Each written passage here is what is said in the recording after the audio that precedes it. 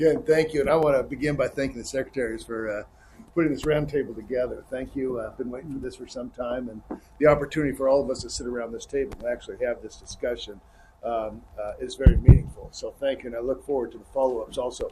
And I think I speak on behalf of all of us when I want to express our appreciation for the firefighters that we do have in the West, and the fact that they're willing to every day go out there and fight these fires. And we know the risks that are involved in that. And I say that only because I have a brother and a son that have fought fires.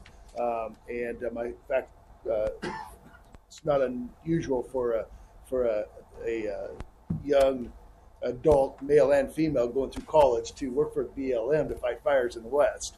And I've had a son do that. So anyway, I'm grateful for them, as I'm sure everybody else is. Of the 10 million acres that burned nationwide last year, over 10% of that was in the state of Nevada. And I was pleased to be able to support the omnibus for many reasons, but the firefighting fund was one of the reasons why I thought it was critical so that we could sit at this table today and talk about progress.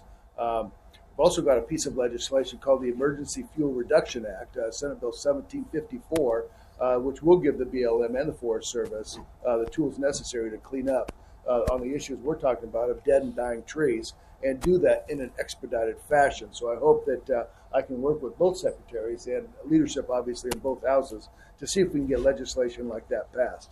But here's my important comment.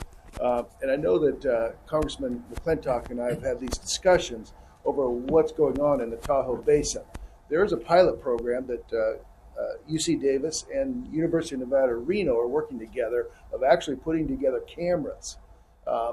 And I believe it has saved the Tahoe Basin by putting a dozen high-definition cameras both inside and outside that basin.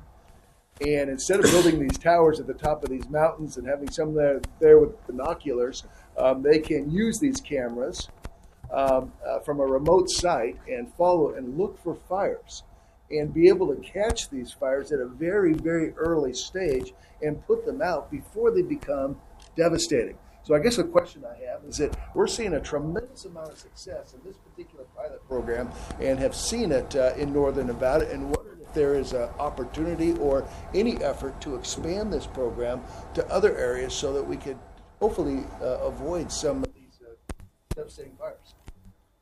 Senator, I think those are the kind of technologies that we're looking at, not only drones, but obviously I figure if the Bubbas can use trail cameras back to their cell phones, we ought to be able to do that for firefighting as well. You have a point.